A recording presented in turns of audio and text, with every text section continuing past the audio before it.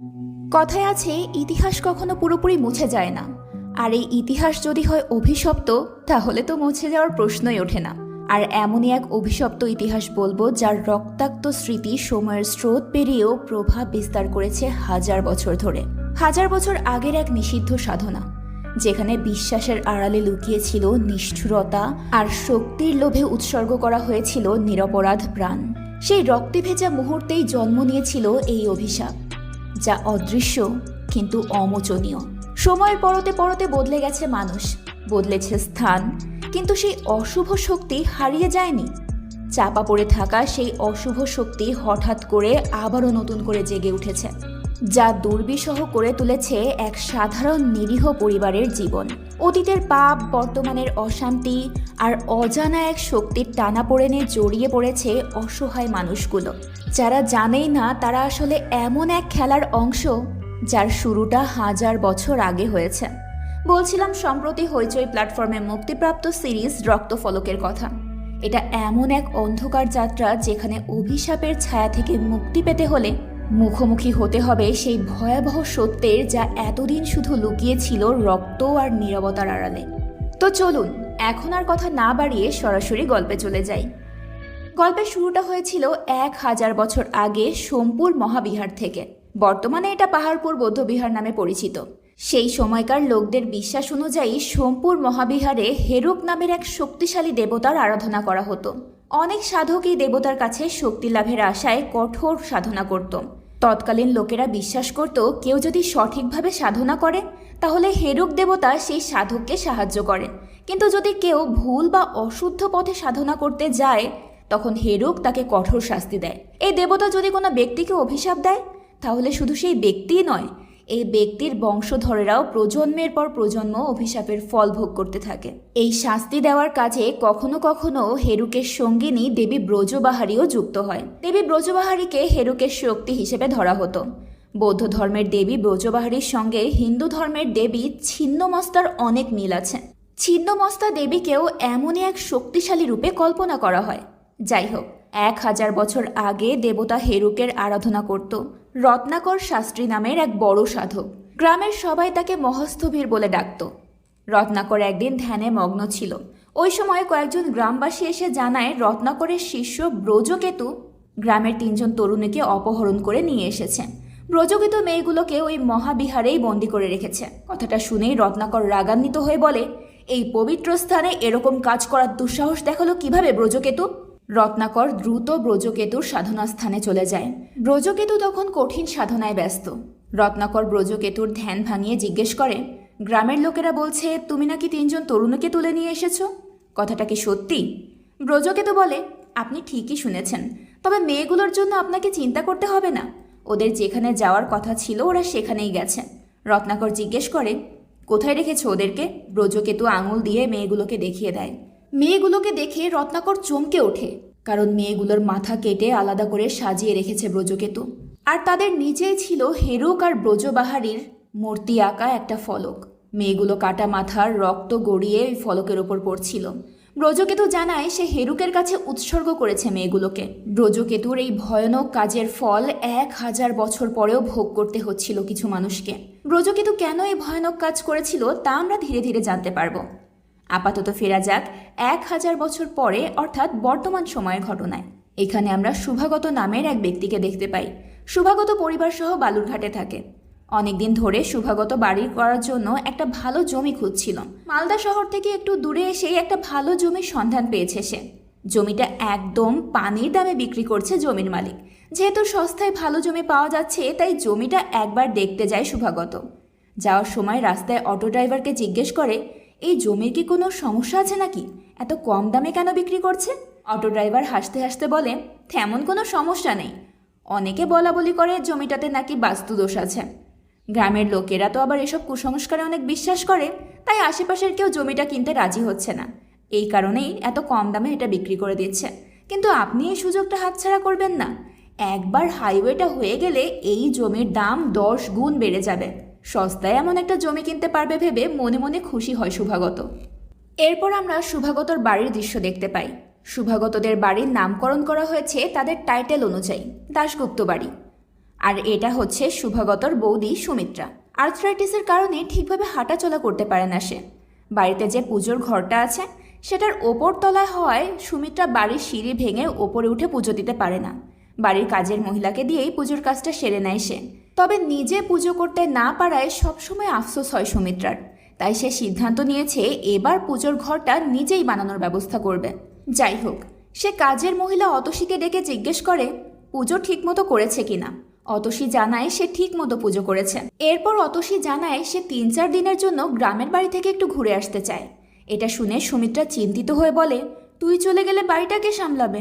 অতসী জানায় বাড়ির আরেকটা কাজের মেয়ে লতাকে সে সব কিছু বুঝিয়ে দিয়েছে। এই কয়দিন লতা একাই সব কিছু সামলে নেবে।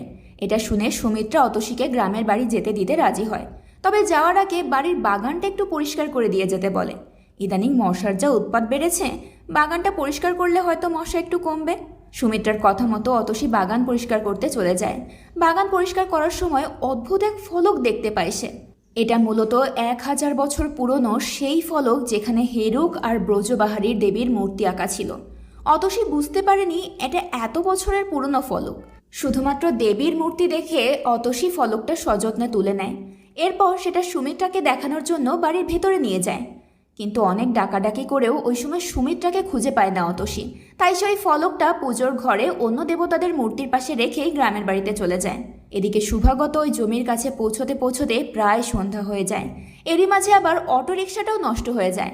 আপনি একা গিয়ে জমিটা দেখে আসুন, ততক্ষণে আমি অটোটা ঠিক করছি। ড্রাইভারের কথা শুনে শুভাগত একাই জমিটা দেখার জন্য চলে যায়। জমিটা একটা জঙ্গলের পাশে। সন্ধ্যা হয়ে যাওয়ায় শুভাগত ঠিকঠাক কিছুই দেখতে পারছিল না। সে ফোনের ফ্ল্যাশ লাইট জ্বালিয়ে সামনে এগোনোর চেষ্টা করে। হঠাৎ একটা ভয়ানক নারীর কণ্ঠ ভেসে আসে। কেউ একজন শুভাগতকে সাবধান করে দিয়ে বলছিল ফিরে যা। শুভাগত কথাটা পাত্তা না দিয়ে সামনে এগিয়ে যায়। নারীর কণ্ঠ আবারও বলে ওঠে ফিরে যা। শুভাগত এবার একটু ভয় পেয়ে যায়। ভয় পেয়ে সে দ্রুত হাঁটতে শুরু করে। হঠাৎ মাটির নিচ থেকে একটা হাত বের হয়ে শুভাগতর পা দুটো আঁকড়ে ধরে। সাথে সাথেই শুভাগত মাটিতে পড়ে যায়। হাতটা শুভাগতকে টেনে মাটির নিচে নিয়ে যাচ্ছিল। শুভাগত চিৎকার করে বলতে থাকে আমাকে বাঁচাও। ওই সময় অন্ধকারের ভেতর থেকে হঠাৎ এক রহস্যময় ব্যক্তির আগমন ঘটে। সে শুভাগতর হাত টেনে ধরে। এরপর মাটির নিচ থেকে বের হওয়া ওই হাতটাকে উদ্দেশ্য করে মন্ত্র পড়তে শুরু করে। মন্ত্র শেষ হতেই হাতটা শুভাগতর পা ছেড়ে দিয়ে আবারও মাটির নিচে ঢুকে পড়ে। শুভাগত বুঝতে পারছিল না তার সাথে এসব কি হচ্ছে। পুলিশ অফিসারও বুঝতে পারছিল না এমন অদ্ভুত ঘটনা কিভাবে সম্ভব। মৃত মানুষের কঙ্কাল কিভাবে হাত বের করে কারো পা আঁকড়ে ধরতে পারে।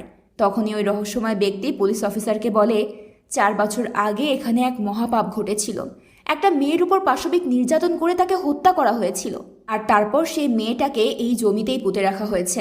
4 বছর ধরে মেয়েটার অতৃপ্ত আত্মা মুক্তির জন্য পথ খুঁজে বেড়াচ্ছে।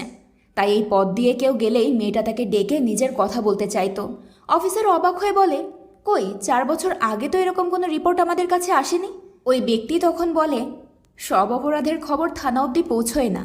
এরপর লোকটা 4 বছর আগের ওই মৃত মেয়েটার বাড়ির ঠিকানা অফিসারকে দিয়ে বলে মেয়েটার খোঁজ করলেই সব কিছু জানতে পারবেন। মেয়েটার বাড়ির পাশে একটা পুকুর আছে, ওই পুকুর পাড়ে একটা লোক থাকে, বাকি কথা তার কাছ থেকেই জেনে নেবেন। এরপর লোকটা শুভাগতকে দেখিয়ে অফিসারকে বলে ওনাকে একটু হসপিটালে পৌঁছে দেবেন, পায়ের ক্ষতটা চিকিৎসা করা দরকার। কথাটা বলেই লোকটা অন্ধকার পথে হাঁটতে শুরু করে। শুভাগত অবাক হয়ে অফিসারকে জিজ্ঞেস করে কে এই ব্যক্তি। অফিসার শুভাগতকে হসপিটালে নিয়ে যাওয়ার সময় রাস্তায় ওই ব্যক্তির ব্যাপারে সব কিছু বলে। অফিসার জানায় রহস্যময় ওই ব্যক্তির নাম কৃষ্ণেন্দু মৈত্র। ওই এলাকার একটা পুরনো বাড়িতে গত 10 বছর ধরে লোকটা থাকছে। অনেকেই বলে ওই পুরনো বাড়িটা লোকটার পৈতৃক ভিটা। তবে লোকটা অনেক বেশি রহস্যময়। কেউ কেউ বলে লোকটার বয়স নাকি প্রায় 400 বছর। আবার অনেকেই বলে লোকটা নাকি যেখানে সেখানে যখন তখন রূপ বদলাতে পারে। লোকটা কোথা থেকে এসেছে তা কেউ জানে না। তবে লোকটা গ্রামে আসার পর থেকে গ্রামের কাউকে কোনো বিপদ স্পর্শ করতে পারেনি। এই কারণে গ্রামের সবাই তাকে অনেক শ্রদ্ধা করে। আর এই কারণেই গ্রামের লোকেরা তাকে আগম বাগিশ বলে ডাকে। যাই হোক, কথা বলতে বলতে অফিসার শুভাগতকে হসপিটালে নিয়ে গিয়ে ট্রিটমেন্টের ব্যবস্থা করিয়ে দেয়। এদিকে সুমিত্রা পুজোর ঘরে যেতে না পারায় সারাক্ষণ আফসোস করতেই থাকে। সে তার হাজব্যান্ড তথাগতকেও বলে দেয় যে নিচ তলায় পুজোর ঘরের ব্যবস্থা করতে।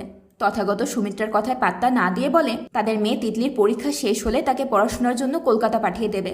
কথাটা শুনে সুমিত্রা হেসে বলে তিতলিকে পাঠাবে কলকাতায়? ও কি পড়াশোনা করে নাকি? সারাক্ষণ তো ফোন নিয়েই ব্যস্ত থাকে। কি যে এত ফোনের মধ্যে করে কে জানে।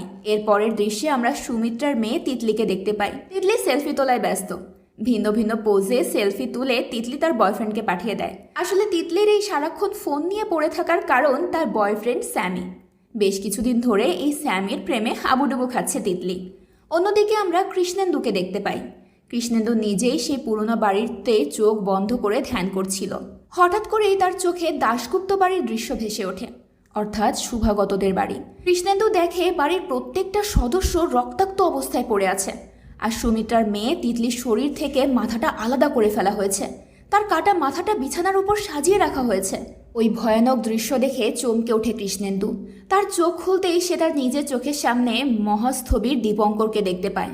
কৃষ্ণেন্দুর ধ্যানের সময় দীপঙ্কর উপস্থিত হয়েছে একটা বিশেষ বার্তা দেওয়ার জন্য। দীপঙ্কর কৃষ্ণেন্দুকে বলে, 1000 বছর ধরে পুরনো অভিশাপ মোচন করার সময় হয়ে এসেছে। কৃষ্ণেন্দু দীপঙ্করের কথার অর্থ বুঝতে পারে। কৃষ্ণেন্দু ইশারায় জানিয়ে দেয় সে 1000 বছরের পুরনো অভিশাপ মোচন করার জন্য প্রস্তুত। এদিকে শুভাগত হসপিটাল থেকে সোজা বাড়িতে চলে যায়। শুভাগতকে আহত অবস্থায় দেখে সুমিত্রা প্রচণ্ড ঘাবড়ে যায়। সে বারবার জানতে চায় শুভাগতর কি হয়েছে। শুভাগত বলে, এসব পরে বলবো, আগে বলো রিমা কোথায়? রিমা হচ্ছে শুভাগতর স্ত্রী। সুমিত্রা বলে, রিমা তো শপিং করার জন্য বিকেলে বেরিয়ে গেছেন, এখনও ফেরেনি। যেহেতু অনেকটা রাত হয়ে গেছে তাই শুভাগত একটু চিন্তিত হয়ে রিমাকে কল করে। রিমা তখন জানায় তার শপিং করা শেষ, সে বাড়ির কাছাকাছি চলে এসেছে, কিন্তু রিক্সা না পাওয়ায় হেঁটে হেঁটে ফিরতে একটু দেরি হয়ে গেছে তার। ফোন রেখে রিমা দ্রুত বাড়ির দিকে এগোতে থাকে। হঠাৎ করে রিমার মনে হয় তার পেছনে কোনো একটা ছায়া দৌড়ে চলে গেল।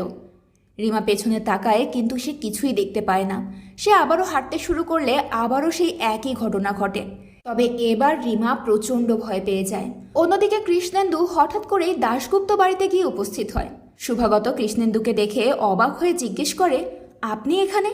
কৃষ্ণেন্দু জানায় জরুরি কথা আছে। এরপর আমাদেরকে 20 বছর আগের একটা দৃশ্য দেখানো হয়। এখানে আমরা মায়ারানী নামের এক মহিলা এবং তার ছেলে টেনিয়াকে দেখতে পাই। মা ছেলে একটা কলোনিতে থাকে। টেনিয়ার বাবা জীবিত নেই। টেনিয়া প্রচুর বদমেজাজি একটা ছেলে, সামান্য কারণেই রেগে যায় সে।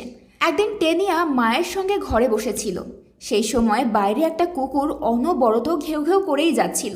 টেনিয়া বারবার চিৎকার করে কুকুরটাকে থামতে বলে, কিন্তু কুকুর ঘেউ ঘেউ করেই যায়। এতে টেনিয়া ক্ষুব্ধ হয়ে তার মায়ের বটি নিয়ে গিয়ে কুকুরটাকে জবাই করে দেয়। এরপর তার মাকে বলে, কুকুরটা কথা শুনছিল না, তাই একদম চুপ করিয়ে দিয়েছি। এই দৃশ্য দেখে টেনিয়ার মা হতবাক হয়ে যায়। দৃশ্যপট বর্তমান সময় চলে আসে। শুভাগত কৃষ্ণেন্দুকে জিজ্ঞেস করে, আপনি আমার বাড়ির ঠিকানা জানলেন কিভাবে? কৃষ্ণেন্দু বলে, কারো বাড়ির ঠিকানা বের করা আমার জন্য খুব একটা কঠিন কাজ নয়। কৃষ্ণেন্দু শুভাগতকে জিজ্ঞেস করে এই মুহূর্তে পরিবারের কেউ বাড়ির বাইরে আছে কিনা। শুভাগত বলে, আমার স্ত্রী বাইরে আছে, তবে কিছুক্ষণের মধ্যেই ফিরে আসবে।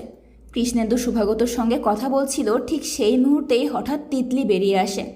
তিতলিকে দেখেই কৃষ্ণেন্দুর মনে পড়ে যায় সে ধ্যান করার সময় তিতলির কাটা মাথা দেখেছিল। অন্যদিকে রিমা ভয়ে একেবারে স্তব্ধ হয়ে গেছে। তার পুরো শরীর পচা গলা আর রক্তাক্ত। রিমা প্রচণ্ড ভয় পেয়ে ছুটতে শুরু করে। ওই সময় কৃষ্ণেন্দু এবং শুভাগত হাজির হয়। শুভাগতকে দেখে রিমা তাকে জড়িয়ে ধরে চিৎকার করে কাঁদতে শুরু করে। রিমা জানায় সে এখানে কাউকে দেখেছে, যদিও শুভাগত কাউকে দেখতে পায় না, কিন্তু কৃষ্ণেন্দু ঠিকই উপলব্ধি করতে পারে এখানে কোনো আত্মা উপস্থিত আছে। তাই কৃষ্ণেন্দু বলে, এখানে আর বেশিক্ষণ থাকা যাবে না। কৃষ্ণেন্দু শুভাগত এবং রিমাকে নিয়ে দ্রুত তাদের বাড়িতে চলে যায়। এর পরের দৃশ্যে আমরা একটা মেয়েকে দেখতে পাই। রাতের বেলা কলকাতার রাস্তায় একা দাঁড়িয়ে ট্যাক্সি খুঁজছিল মেয়েটা। এটা দেখে একটা ছেলে গাড়ি থামিয়ে মেয়েটাকে জিজ্ঞেস করে, কোথায় যেতে চায় সে? মেয়েটা জায়গার নাম বলতেই ছেলেটা বলে ওঠে, আমিও তো ওই দিকেই যাচ্ছি, চলুন আপনাকে নামিয়ে দেই। যেহেতু এতক্ষণ ধরে অপেক্ষা করেও মেয়েটা কোনো ট্যাক্সি পায়নি, তাই সেও ছেলেটার গাড়িতে উঠে পড়ে। এদিকে রিমা এবং শুভাগতর মেয়ে অঙ্কিতা এবং অন্তরা মাকে ওই অবস্থায় দেখে অনেক ঘাবড়ে যায়। শুভাগত মেয়েদেরকে মিথ্যে বলে দেয় যে রিমার প্রেশার ফল করার কারণে একটু অসুস্থ হয়ে গেছে, আর কিছু নয়। এরপর শুভাগত তিতলিকে বলে ওদের দুজনকে ঘরে নিয়ে যেতে। মেয়েরা ঘরে চলে যাওয়ার পর শুভাগতর বড় ভাই তথাগত শুভাগতকে বলে, কাল একবার রিমাকে যেন ডক্টরের কাছে নিয়ে যায়। তখন কৃষ্ণেন্দু বলে, ডক্টরের কাছে অবশ্যই নিয়ে যাবেন, কিন্তু আপনাদের পরিবারের ওপর যে বিপদ নেমে এসেছে এটার সমাধান তো কোনো ডক্টর করতে পারবে না। তথাগত ঠাট্টা করে বলে, বিপদের কথা আপনি কিভাবে জানলেন? স্বপ্নে দেখেছেন নাকি? কৃষ্ণেন্দু বলে, হ্যাঁ ভাই, স্বপ্নেই দেখেছি। আমার গুরু স্বপ্নে এসে বলে গেছে আমাকে। তথাগত বলে, দেখুন মশাই, আমি ফিজিক্সের টিচার। আমাকে এসব উল্টোপাল্টা কথা বলে ভয় দেখানোর চেষ্টা করে কোনো লাভ হবে না। আমি জানি আপনি কি বলতে চান।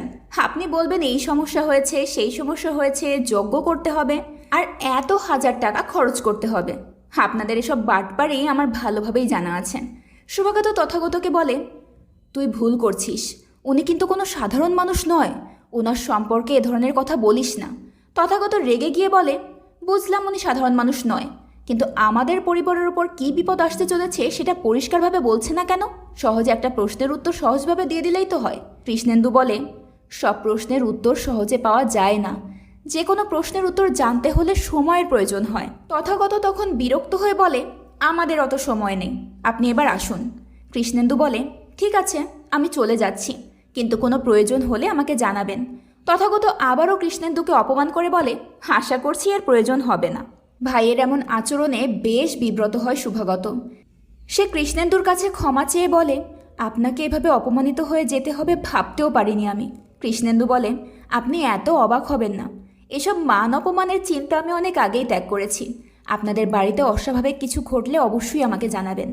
এরপর আমরা তিতলি আর তার ছোট দুই বোন অর্থাৎ শুভাগতর দুই মেয়েকে দেখতে পাই। তিতলি বসে বসে তার বয়ফ্রেন্ড স্যামির মেসেজের অপেক্ষা করছিল। বাকি দুই বোন এসব নিয়ে তিতলির সঙ্গে একটু হাসি তামাশা করতে শুরু করে। ওরা তিতলির কাছে স্যামের ছবি দেখতে চায়। তিতলি তখন বলে, আরে আমি নিজেই তো এখনো পর্যন্ত দেখিনি। ওর সাথে আমার পরিচয় হয়েছে অনলাইনে। তিতলির বোনেরা জিজ্ঞেস করে, তাহলে তুই স্যামির সঙ্গে দেখা করবি কবে? তিতলি কোনো জবাব না দিয়ে আনমনে স্যামির কথা ভাবতে থাকে। গল্প করতে করতে তিন বোন ঘুমিয়ে পড়ে। মধ্যরাতে হঠাৎ এক বোন অঙ্কিতার ঘুম ভেঙে গেলে সে ওয়াশরুমে চলে যায়। ফ্রেশ হয়ে বেসিনের ট্যাপ বন্ধ করে অঙ্কিতা বের হতেই যাবে, তখনই একা একা আবারও পানি পড়তে শুরু করে। পেছন ফিরতেই হঠাৎ সে কিছু একটা দেখে প্রচণ্ড ভয় পেয়ে যায়। সে দ্রুত রুমে এসে বাকি বোনদেরকে সমস্ত ঘটনা জানায়। পরের দৃশ্যে আমরা ওই দুইজন ছেলে মেয়েকে দেখতে পাই। যে ছেলেটা একটা অপরিচিত মেয়েকে লিফট দেওয়ার জন্য গাড়িতে তুলেছিল, সেই মেয়েটা। তো মেয়েটার বাড়ি যেই রোডে, সেই রোডে না গিয়ে ছেলেটা হঠাৎ করে অন্য একটা রোডে চলতে শুরু করে। ব্যাপারটা বুঝতে পেরে মেয়েটা বেশ ঘাবড়ে যায় এবং ছেলেটাকে গাড়ি থামাতে বলে। ছেলেটা প্রথমে গাড়ি থামাতে রাজি হয় না। এরপর মেয়েটা চিৎকার চেঁচামেচি শুরু করলে ছেলেটা গাড়ি থামায়, কিন্তু গাড়ির লকটা খুলে দেয় না। মেয়েটা গাড়ি থেকে বের হওয়ার অনেক চেষ্টা করে, কিন্তু ছেলেটা কিছুতেই লক খোলে না। বাধ্য হয়ে মেয়েটা পুলিশকে কল করার জন্য ফোন বের করে। এটা দেখে ছেলেটা রেগে গিয়ে মেয়েটার মাথা সজোরে গাড়িতে আঘাত করে। এতে মেয়েটা অজ্ঞান হয়ে যায়।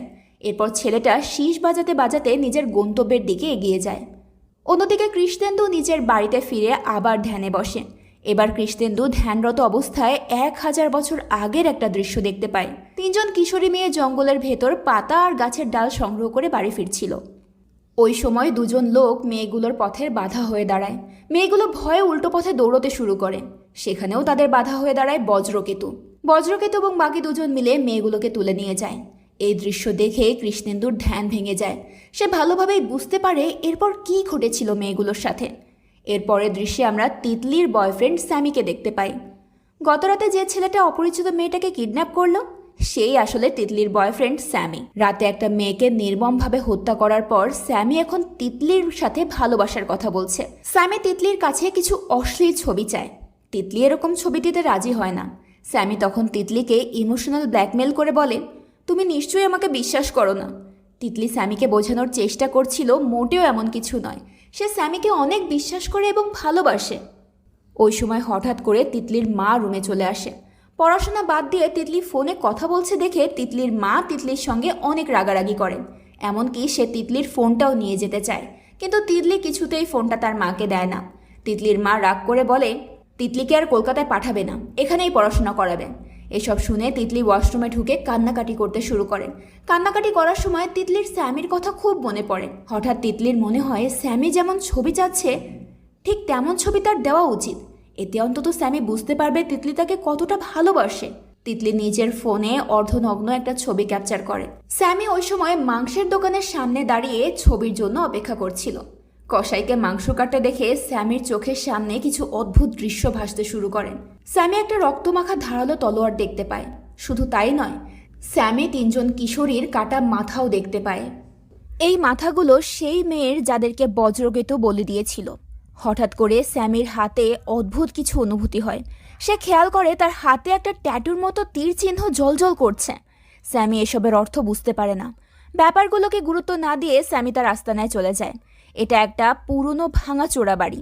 এখানেই স্যামি তার অনৈতিক কর্মকাণ্ড চালায়। স্যামিকে সাহায্য করে আরও দুজন ছেলে। এখানে আমরা জানতে পারি স্যামি আসলে নারী পাচার চক্রের সঙ্গে জড়িত। গতরাতে যে মেয়েটাকে কিডন্যাপ করেছে তাকে মূলত পাচারের জন্যই নিয়ে এসেছে। মেয়েটাকে সেই পুরনো বাড়িতে আটকে রেখেছে। শুধু তাই নয়, স্যামি যে মেয়েগুলোকে পাচার করার জন্য তুলে আনে তাদেরকে পাচার করার আগে স্যামি অথবা তার সাথীরা তাদের সঙ্গে অনৈতিক কাজে লিপ্ত হয়। এই মেয়েটার সাথেও একই ঘটনা ঘটতে যাচ্ছে। স্যামি তার সঙ্গীদেরকে বলে মেয়েটার সঙ্গে যা মন চায় করতে। মেয়েটাকে সে দিওয়ালি গিফট হিসেবে ছেলেগুলোর হাতে তুলে দেয়। এরই মাঝে তিতলি স্যামির ফোনে নিজের অর্ধনগ্ন ছবি পাঠায়। ছবিটা দেখে স্যামি তার সাথীদেরকে বলে, তোদের জন্য আরও একটা গিফটের ব্যবস্থা করছি, খুব শীঘ্রই পেয়ে যাবি। এরপর আমাদেরকে 15 বছর আগের কিছু দৃশ্য দেখানো হয়। এখানে আমরা সেই কলোনি দেখতে পাই যেখানে মায়া রানী তার ছেলে টেনিয়াকে নিয়ে থাকে। কলোনির এক মহিলা গোসল করার সময় টেনিয়া গোপনে সেই মহিলার গোসলের ভিডিও করে। হঠাৎ করে মহিলা বুঝতে পারে কেউ একজন তার গোসলের ভিডিও রেকর্ড করছে। সাথে সাথে সে চিৎকার চেঁচামেচি করে লোক জড়ো করে। তাই টেনিয়া পালিয়ে যায়। কলোনির লোকেরা টেনিয়ার ফোন নেওয়ার জন্য তার পিছু পিছু ছুটতে শুরু করে। এক পর্যায়ে ওরা টেনিয়াকে ধরে মারধর করে। টেনিয়া কোনো রকমে নিজেকে ছাড়িয়ে নিয়ে পালিয়ে যায়। এরপর সে অন্য একটা ছেলের কাছে সেই ভিডিওটা বিক্রি করে দেয়। সিন প্রেজেন্ট টাইমে চলে আসে। সুমিত্রা যে কাজের মহিলাকে দিয়ে সব সময় পুজোর কাজটা সেরে নিত, সে তো গ্রামের বাড়িতে চলে গেছে। তাই সুমিত্রা আজ তার বাড়ির কাজের লোক লতাকে বলে পুজোর কাজটা সেরে নিতে। সুমিত্রার কথা মতো লতা পুজোর ঘরে চলে যায়। সে পুজোর ঘরে থেকে সমস্ত দেবতার মূর্তির পুজো করে, সাথে 1000 বছর পুরনো ওই ফলকটারও পুজো করে। সুমিত্রা তখন বসার ঘরে গিয়ে বিশ্রাম করতে করতে একটু ঘুমিয়ে পড়েছিল। হঠাৎ অদ্ভুত এক কান্নার আওয়াজে সুমিত্রার ঘুম ভেঙে যায়। সে খুঁজতে শুরু করে এই কান্নার আওয়াজটা আসছে কোথা থেকে। খুঁজতে খুঁজতে সুমিত্রা সিঁড়ির কাছে চলে যায়। সুমিত্রা ভাবে তার মেয়ে তিতলি হয়তো কান্না করছে, তাই সে কষ্ট করে সিঁড়ি বেয়ে নিচে নেমে আসে। সুমিত্রা খেয়াল করে তিতলি করিডোরের এক কোনায় দাঁড়িয়ে কাঁদছে। তাই সে তিতলির কাছে চলে যায়। পেছন থেকে তিতলিকে ডাক দেয় সে। আর সাথে সাথেই পুরো মুখটা রক্তে মাখা একটা মেয়ের চেহারা ভেসে ওঠে সুমিত্রার সামনে। সুমিত্রা ভয় পেয়ে দ্রুত সিঁড়ি বেয়ে উপরে ওঠার চেষ্টা করে। এতে সে পড়ে গিয়ে মারাত্মকভাবে আহত হয়। এই ঘটনার পর সুমিত্রা শুভাগতকে বলে কৃষ্ণেন্দুকে খবর দিতে, কারণ সুমিত্রা এবার পুরোপুরি নিশ্চিত এই বাড়িতে অশুভ কোনো আত্মার উপস্থিতি আছে। তার কথা মতো শুভাগত কৃষ্ণেন্দুকে খবর দিলে কৃষ্ণেন্দুর সাথে সাথে ছুটে চলে আসে। সুমিত্রা কৃষ্ণেন্দুকে অনুরোধ করে বলে, আপনি ছাড়া আর কেউ আমাদের এই বিপদ থেকে উদ্ধার করতে পারবে না। আপনার যত সময় লাগে আপনি নিন, কিন্তু যতদিন আমরা বিপদমুক্ত না হচ্ছি দয়া করে আপনি অতিথি হিসেবে আমাদের বাড়িতেই থাকুন। কৃষ্ণেন্দু বলে, আমি আপনার বাড়িতে 3 জন কিশোরীর অতৃপ্ত আত্মার উপস্থিতি বুঝতে পেরেছি। ওরা সম্ভবত পুরনো কোনো অভিশাপ বয়ে বেড়াচ্ছে, কিন্তু কি সেই অভিশাপ সেটা না জানা পর্যন্ত আমি এর কোনো প্রতিকার বের করতে পারছি না। এসব শুনে তথাগত বিরক্ত হয়ে বলে, এসব অতৃপ্ত আত্মা কেন আমাদের বাড়িতে আসবে? আমরা তো কারো কোনো ক্ষতি করিনি। কৃষ্ণেন্দু তথাগতকে বলে, অশুভ শক্তি কখনো বিনা আমন্ত্রণে কারো বাড়িতে প্রবেশ করে না, তাদেরকে কেউ না কেউ পথ দেখায়। এরপর কৃষ্ণেন্দু জিজ্ঞেস করে, কিছুদিনের মধ্যে কি আপনারা কেউ কোনো পুরনো জিনিস বাড়িতে নিয়ে এসেছেন? জবাবে সবাই না বলে, কারণ ওই কাজের মহিলা অতসী যে ওই পুরনো ফলকটা মন্দিরে রেখেছে সেটা তো কেউ জানেই না। তথাগত তিতলি আর তার 2 বোনকে ডাকে যাতে কৃষ্ণেন্দু তাদেরকে জিজ্ঞেস করতে পারে। কৃষ্ণেন্দু তাদেরকে জিজ্ঞেস করে, তোমরা কি এর মাঝে বাইরে থেকে কোনো পুরনো কিছু জিনিস এনেছো, কিংবা অস্বাভাবিক কিছু দেখেছো? অঙ্কিতা ভয়ে ভয়ে জবাব দেয়, আমি দেখেছি।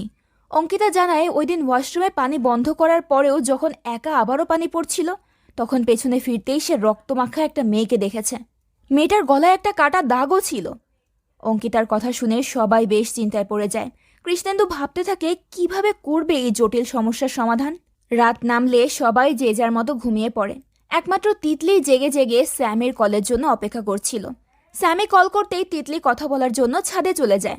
স্যামে ভিডিও কলে তিতলিকে বলে, আমরা যেভাবে প্ল্যান করেছি সেভাবে সবকিছু গুছিয়ে ফেলো। মূলত স্যামের মিষ্টি মিষ্টি কথার ফাঁদে পড়ে তিতলি স্যামের সঙ্গে পালিয়ে যাওয়ার সিদ্ধান্ত নিয়েছে, কিন্তু এত বড় পদক্ষেপ নেওয়ার সাহস হচ্ছিল না তিতলির। তাই তিতলি বলে, আমার একটু ভয় করছে, আমরা কোনো ভুল সিদ্ধান্ত নিচ্ছি না তো?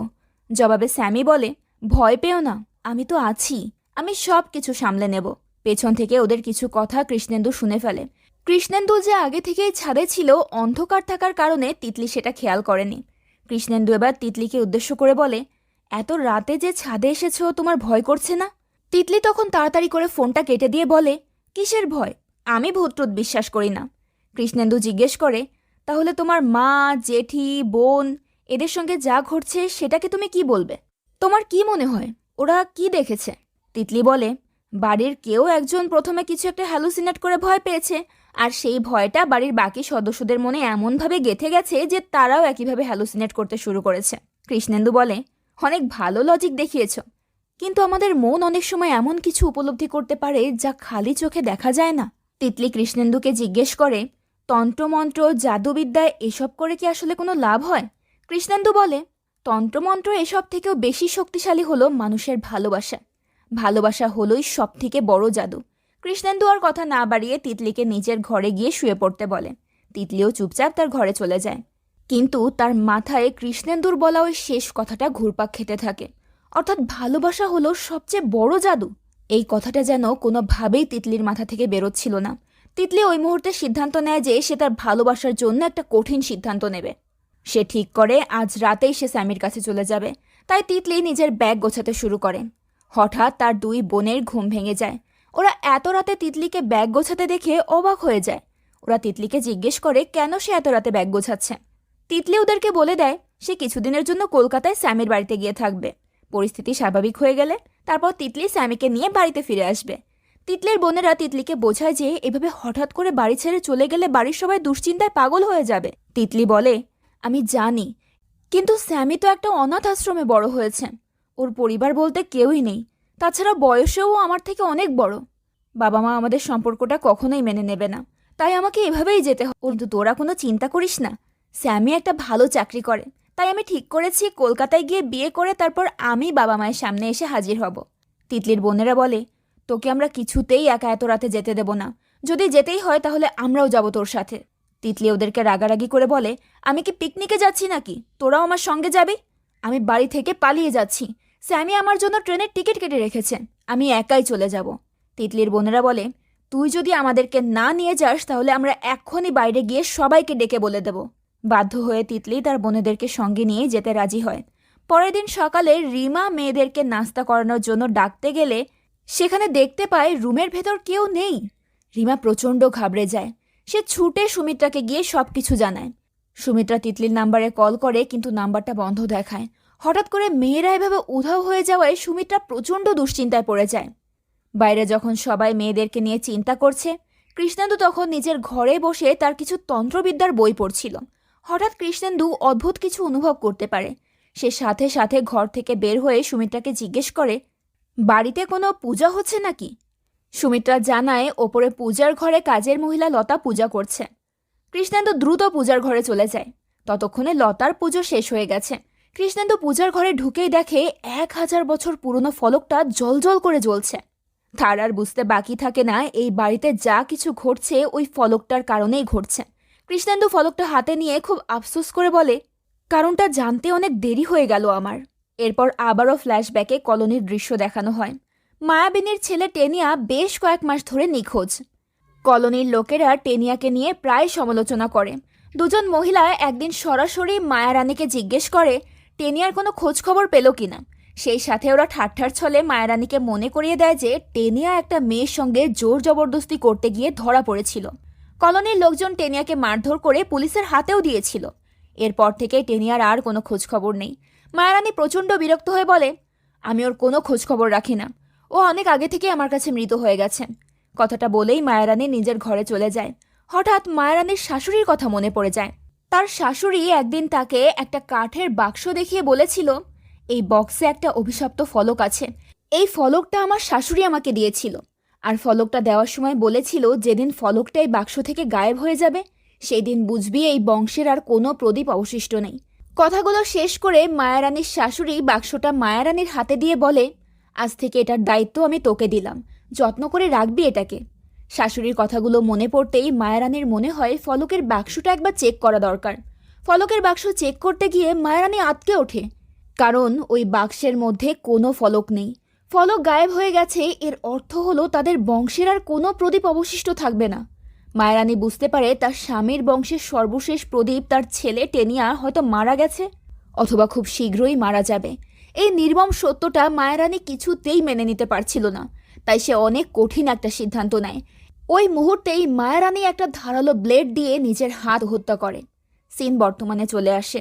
কৃষ্ণেন্দু পুরনো ফলকটা নিয়ে বাড়ির সবার সামনে হাজির হয়। সবাই তখনও বাড়ির মেয়েদের উধাও হওয়া নিয়ে বেশ চিন্তা করছিল। ওই সময় কৃষ্ণেন্দু বলে, ভুলটা আসলে আমারই। বিপদ যে এত তাড়াতাড়ি আসবে এটা আমি বুঝতে পারিনি। সুমিত্রা ঘাবড়ে গিয়ে জিজ্ঞেস করে, আমাদের মেয়েরা কি তাহলে কোনো বিপদে পড়েছে? কৃষ্ণেন্দু কোনো জবাব না দিয়ে উল্টো জিজ্ঞেস করে, এই ফলকটা এই বাড়িতে কে এনেছে? সবাই তখন অবাক হয়ে বলে, এটা কি? এর আগে তো কখনো আমরা দেখিনি। কৃষ্ণেন্দু বলে, এটা একটা অভিশপ্ত ফলক। এই অভিশপ্ত ফলকের কথা আমার গুরুদেব আমাকে বলেছিল। সেই সাথে এটাও বলেছিল এই ফলকের মধ্যে থাকা অভিশাপ আমাকেই মোচন করতে হবে। কিন্তু এই অভিশাপটা প্রকৃত অর্থে আসলে কি সেটা এখন আমি জানতে পারিনি। শুভাগত জিজ্ঞেস করে, আমাদের মেয়েরা কোথায় আছে সেটা কি জানার কোনো উপায় আছে? কৃষ্ণেন্দু বলে, আছে। আমাকে তিতলি অথবা তার বোনেদের ব্যবহার করা কোনো কাপড় দিন। রিমা দ্রুত ওদের ব্যবহার করা কাপড় নিয়ে এসে দেয়। অন্যদিকে তিতলি আর তার বোনেরা কলকাতা পৌঁছে গেছে। তাদের রিসিভ করতে স্টেশনের সামনে যায় স্যামি। সে দামি একটা গাড়ি নিয়ে এসে হাজির হয়েছিল। এটা দেখে তিতলি আর তার বোনেরা এক্সাইটেড হয়ে যায়। স্যামি ওদেরকে নিজের গাড়িতে উঠিয়ে নেয়। তিতলি স্যামিকে জিজ্ঞেস করে আজ মন্দিরে যাবে কিনা। প্ল্যান অনুযায়ী আজ তাদের মন্দিরে গিয়ে বিয়ে করার কথা। স্যামি বলে, বিয়েটা তো আজকেই করতে চেয়েছিলাম, কিন্তু সমস্যা হচ্ছে আজ মন্দিরে অনেক ভিড়। আমরা কেন ভিড়ের মধ্যে ঠেলাঠেলি করে বিয়ে করতে যাব? আমরা বিয়ে করব ফাঁকা মন্দিরের শান্তিপূর্ণ পরিবেশে। তিতলি জিজ্ঞেস করে, তাহলে বিয়েটা কবে হবে? স্যামি বলে, তুমি কোনো চিন্তা করো না, পুরোহিত মশাইকে বলে রাখা আছে, কাল ফাঁকা মন্দিরে ধুমধাম করে বিয়ে করব আমরা। এরপর স্যামি বলে, তোমরা তো অনেকক্ষণ ধরে না খেয়ে আছো, নিশ্চয়ই খুব ক্ষুধা পেয়েছে। এই বলে স্যামি ওদেরকে নিয়ে একটা রেস্টুরেন্টের দিকে যায়। এদিকে কৃষ্ণেন্দু তিতলি আর তার বোনেদের কাপড় নিয়ে যজ্ঞ করতে শুরু করে।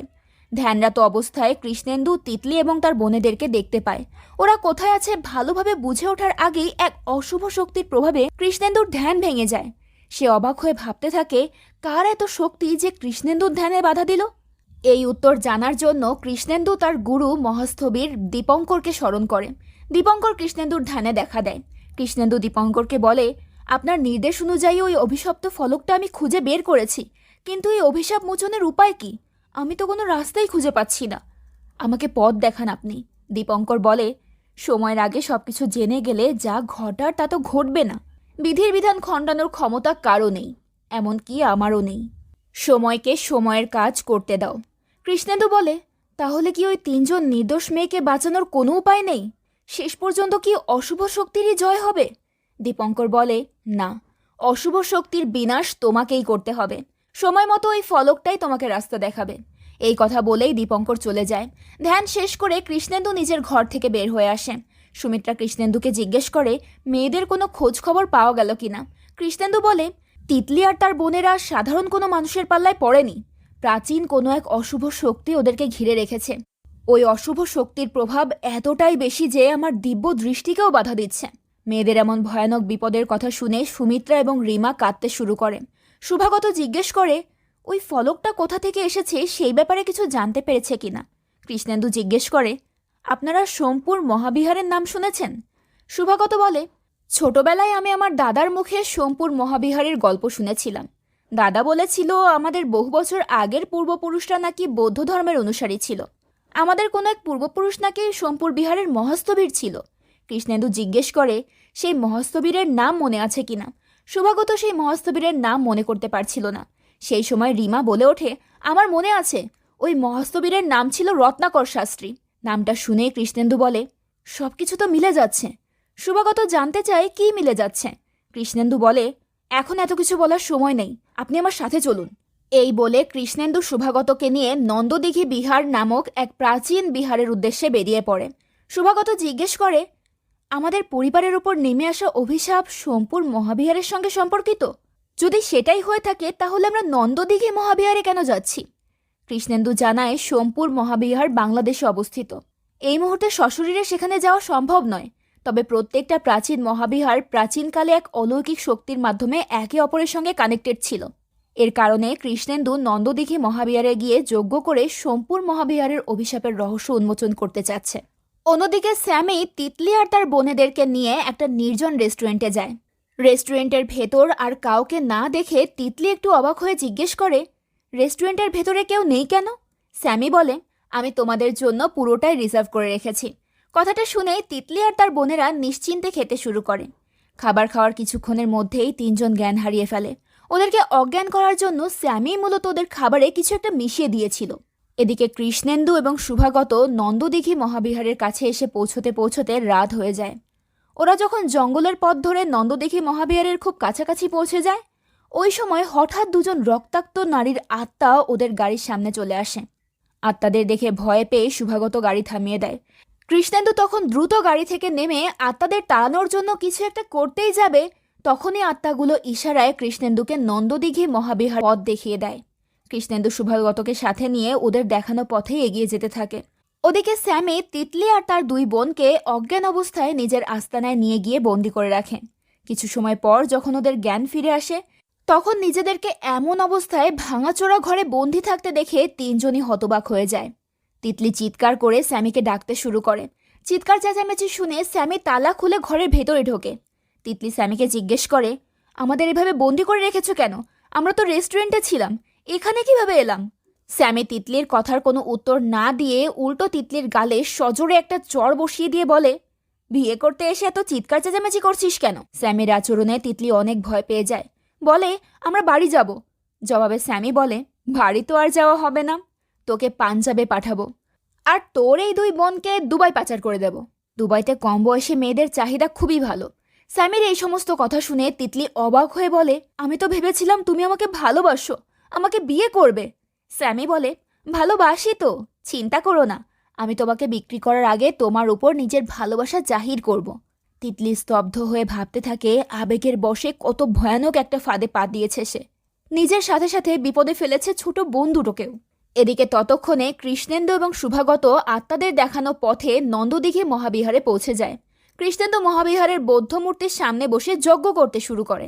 সে 1000 বছর পুরনো সোমপুর মহাবিহারের দৃশ্য দেখতে পায়। এখানে সে ওই মহাস্থবির রত্নাকর শাস্ত্রী এবং তার শিষ্য বজ্রকেতুকেও দেখতে পায়। একই সময় কলকাতায় নিজের আস্তানায় স্যামি তার বন্ধুদের সঙ্গে আড্ডা দিচ্ছিল। কৃষ্ণেন্দুর যজ্ঞের প্রভাবে স্যামের মধ্যে কিছু অদ্ভুত পরিবর্তন দেখা যায়। স্যামের হাতের তীরটা আবারও জ্বলজ্বল করে উঠতে শুরু করে। স্যামি নিজের সামনে বজ্রকেতুকে দেখতে পায়। তবে অদ্ভুত ব্যাপার হলো দুজনকে দেখতে ঠিক একই রকম।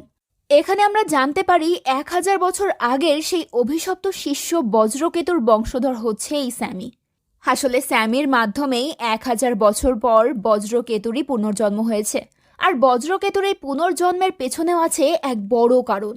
এই পর্যায়ে 1000 বছর আগের দৃশ্য দেখানো হয়। রত্নাকর যখন জানতে পারে বজ্রকেতু 3 জন কিশোরীর মাথা কেটে বলে দিয়েছে, রত্নাকর বজ্রকেতুর সঙ্গে অনেক রাগারাগি করে। সে বলে, পবিত্র স্থানে এমন নোংরা পাপ কাজ করার দুঃসাহস কিভাবে হলো তোর? বজ্রকেতু বলে, ক্ষমতা পাওয়ার জন্য করা সাধনায় কোনো পাপ হয় না। হেরুকের সাধনা করে আমি অমরত্ব লাভ করব, আর এই 3 জন কিশোরীকে হেরুকের জন্যই বলে দিয়েছি আমি। অন্যদিকে তিতলির বাবা তথাগত কৃষ্ণেন্দুর উপর ভরসা করে বসে না থেকে পুলিশকে খবর দেয়। পুলিশ তিতলি আর তার বোনেদের ফোন ট্রেস করে এবং রেল স্টেশনের সিসিটিভি ফুটেজ চেক করে জানায় ওরা গত রাতে বালুরঘাট রেল স্টেশন থেকে ট্রেনে উঠে কোথাও গেছে। রিমার সন্দেহ হয় মেয়েদেরকে কিডন্যাপ করা হয়েছে কিনা। পুলিশ জানায় সিসিটিভি ফুটেজ দেখে মনে হচ্ছে ওরা 3 জন নিজের ইচ্ছাতেই গেছে। পুলিশ এটাও জানিয়ে দেয় যে ওরা সম্ভবত কোনো ট্রাফিকিং র্যাকেটারের হাতে পড়েছে। এসব শুনে পরিবারের সবাই প্রচণ্ড ঘাবড়ে যায়। এরই মাঝে শুভাগত বাড়ি ফিরে আসে। তথাগত শুভাগতকে জিজ্ঞেস করে, কোথায় ভণ্ডতান্ত্রিকটা? খুব তো বলেছিল মেয়েদেরকে ফিরিয়ে নিয়ে আসবে, কোথায় এখন সে? শুভাগত বলে, উনি আমাকে কথা দিয়েছে উনি ঠিক আমাদের মেয়েদেরকে খুঁজে বের করবে। আমরা তো এতক্ষণ একসঙ্গেই ছিলাম, কিন্তু উনি বলেছে এরপর থেকে বাকি কাজ ওনাকে একাই করতে হবে। এর পরের দৃশ্যে আমরা কৃষ্ণেন্দুকে দেখতে পাই। কৃষ্ণেন্দু কলোনির সেই মায়ারানীর বাড়িতে চলে গেছে। সে দেখতে পায় মায়ারানীর ঘরে বিশাল একটা তালা ঝুলছে। কৃষ্ণেন্দু তালাটাতে হাত দিতেই তালাটা অদ্ভুতভাবে জ্বলে ওঠে। সেই সাথে কৃষ্ণেন্দু তার দিব্য দৃষ্টি দিয়ে মায়ারানীর আত্মহত্যার দৃশ্য দেখতে পায়। এমন দৃশ্য দেখে কৃষ্ণেন্দু চমকে ওঠে। তাকে দেখে পাশের বাড়ির এক মহিলা চিৎকার করে বলে, কি করছেন ওখানে? কৃষ্ণেন্দু মহিলাকে জিজ্ঞেস করে, এই বাড়িতে কে থাকে? মহিলা বলে, বাড়িতে এখন কেউ থাকে না, কিছু বছর আগে মায়ারানী আত্মহত্যা করে মারা গেছেন। পুলিশ এসে দরজা ভেঙে লাশ বের করেছে। কৃষ্ণেন্দু জিজ্ঞেস করে, বাড়িতে আর কেউ থাকে না?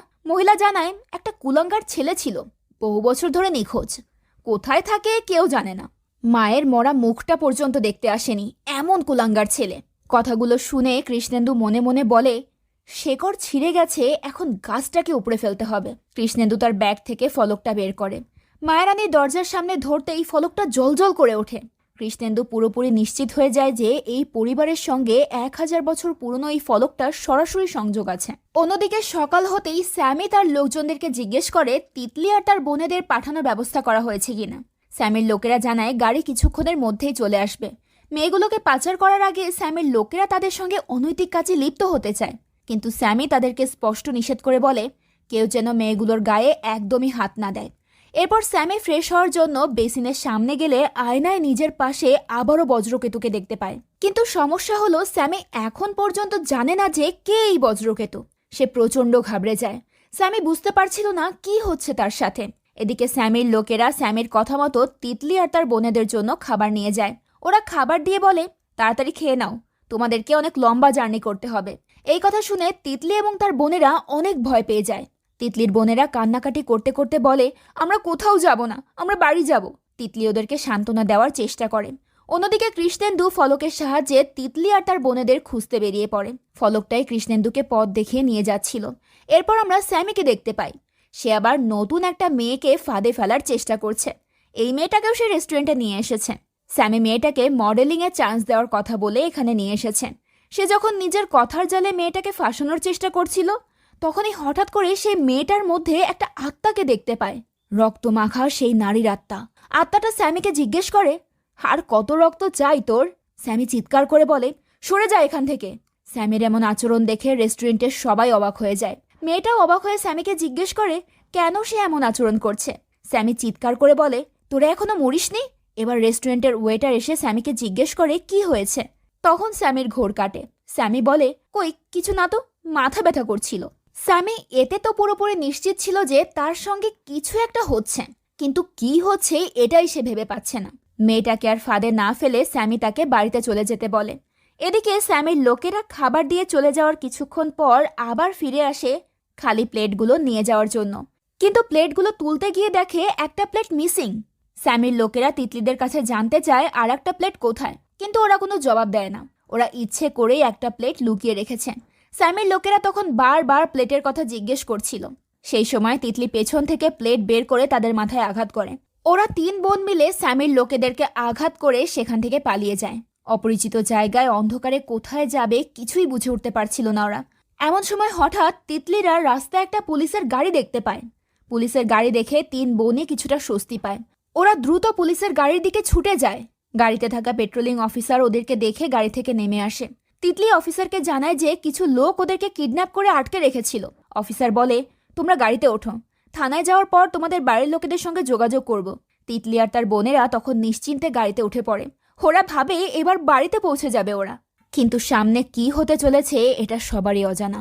পুলিশের গাড়ি যেই রোড দিয়ে যাচ্ছিল, ওই একই রোডে কৃষ্ণেন্দুও ঘুরে ঘুরে খুঁজছিল তিতলিদেরকে। কৃষ্ণেন্দুর গাড়ি পুলিশের গাড়িকে ক্রস করে যায়। সেই সময় কৃষ্ণেন্দু বুঝতে পারে তিতলি আর তার বোনেরা আশেপাশেই আছে, কিন্তু ঠিক কোথায় আছে বুঝে ওঠার আগেই পুলিশের গাড়িটা অনেক দূরে চলে যায়। তাই কৃষ্ণেন্দু তাদেরকে আর খুঁজে পায় না। এদিকে পুলিশ অফিসার কিছু দূর দিয়ে গাড়িটা ঘুরিয়ে আবারও স্যামির আস্তানার দিকে চলে আসে। তিতলিরা গাড়ি থেকে নেমেই দেখতে পায় সামনে স্যামি দাঁড়িয়ে আছে। বলাই বাহুল্য যে ওই পুলিশ অফিসার আসলে নিজেও এই ট্রাফিকিং র্যাকেটারের সঙ্গে জড়িত। তাই সে মেয়েগুলোকে হাতে পেয়ে আবারও স্যামির কাছে ফিরিয়ে নিয়ে এসেছে।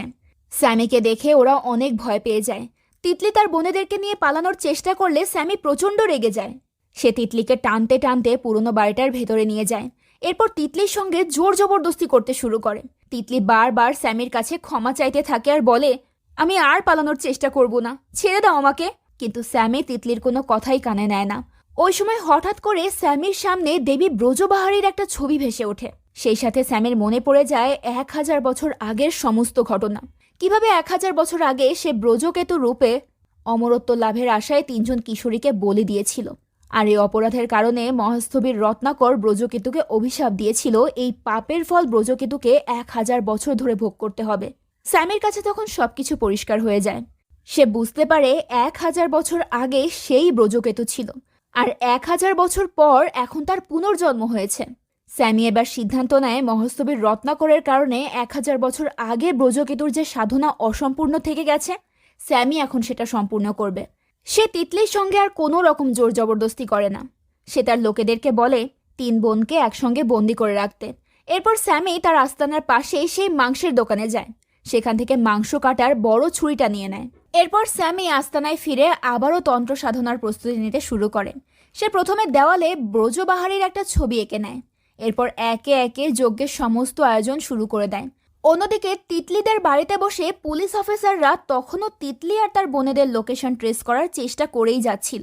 পুলিশ জানতে পারে তিতলির ফোন কলকাতার কোনো ইন্ডাস্ট্রিয়াল এরিয়ার আশেপাশেই আছে। পুলিশ ধারণা করে তিতলিরাও হয়তো সেখানেই আছেন।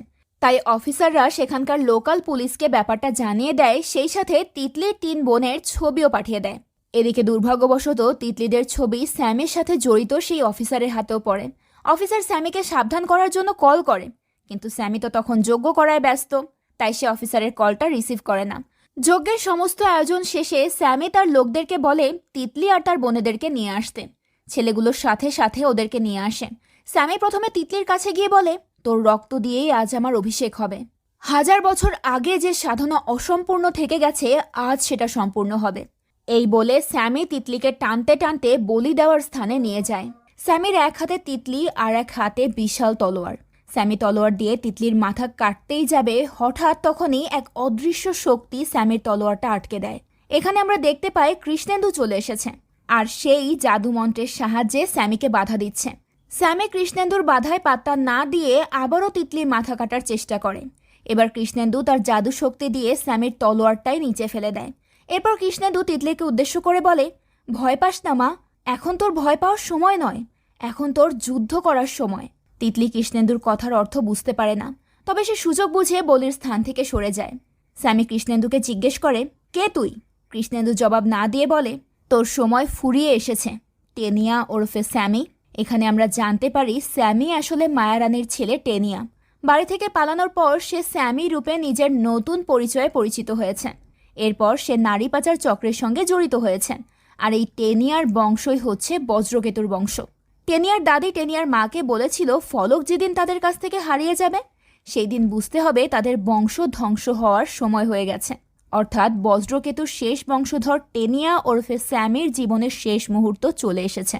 টেনিয়ার মৃত্যুর মধ্য দিয়ে সমাপ্ত হবে বজ্রকেতুর বংশ। কৃষ্ণেন্দু যখন স্যামিকে টেনিয়া বলে সম্বোধন করে, তখন স্যামি চিৎকার করে বলে ওঠে, আমি টেনিয়া নই, আমি হেরুকের একনিষ্ঠ সাধক বজ্রকেতু।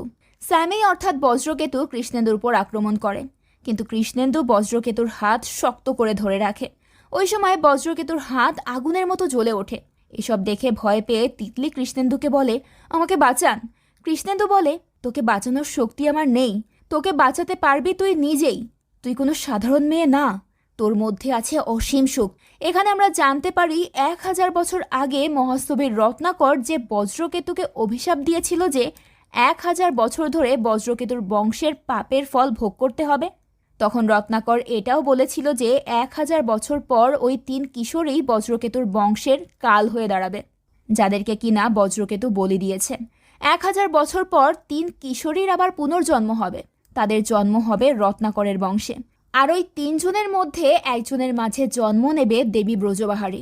অর্থাৎ 1000 বছর পর ব্রজবাহারী মানুষরূপে জন্ম নেবে রত্নাকরের বংশে। আর তিতলি হচ্ছে রত্নাকরের বংশে জন্ম নেওয়া ব্রজবাহারীর সেই মানুষরূপ।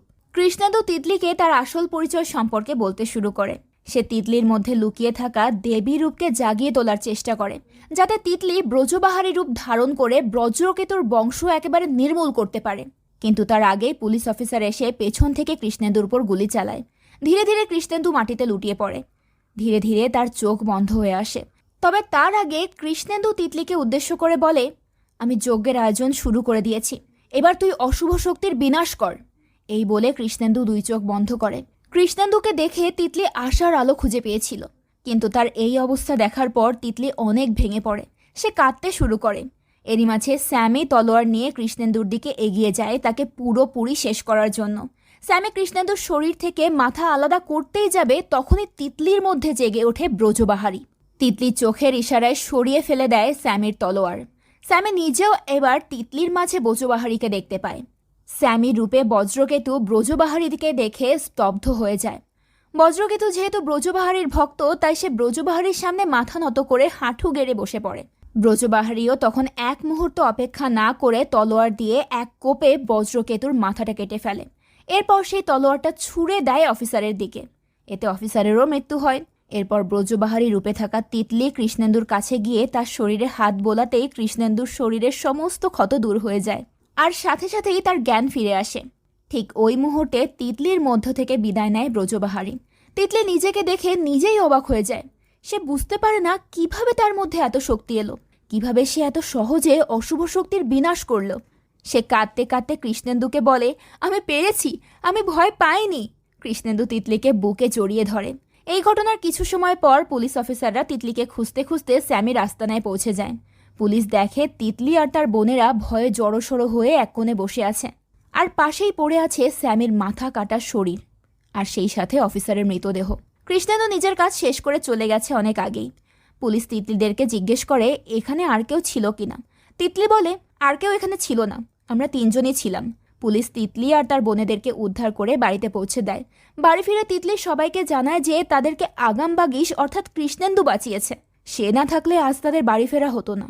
সুমিত্রা জিজ্ঞেস করে কৃষ্ণেন্দু কোথায়। তিতলি জানায় কৃষ্ণেন্দু বলেছে তার কাজ শেষ হয়ে গেছে, তাই সে আর ফিরবে না। এর পরের দৃশ্যে আমরা কৃষ্ণেন্দুকে দেখতে পাই।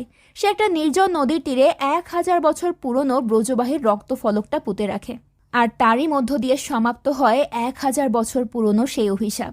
এরপর কৃষ্ণেন্দু তার গুরু দীপঙ্করের নির্দেশে এগিয়ে চলে পরবর্তী গন্তব্যের উদ্দেশ্যে, নতুন স্থানে পুরনো কোনো অভিশাপ মোচনের উদ্দেশ্যে। আর এই গল্পটাও এরই মধ্য দিয়ে শেষ হয়ে যায়। তো গল্পটা আপনাদের কাছে কেমন লাগলো সেটা অবশ্যই কিন্তু আমাদের কমেন্ট করে জানাবেন। দেখা হবে পরের ভিডিওতে। আজকের মতো বিদায় নিচ্ছি, আল্লাহ হাফেজ। দেখা হবে পরের ভিডিওতে। আজকের মতো বিদায় নিচ্ছি, আল্লাহ হাফেজ।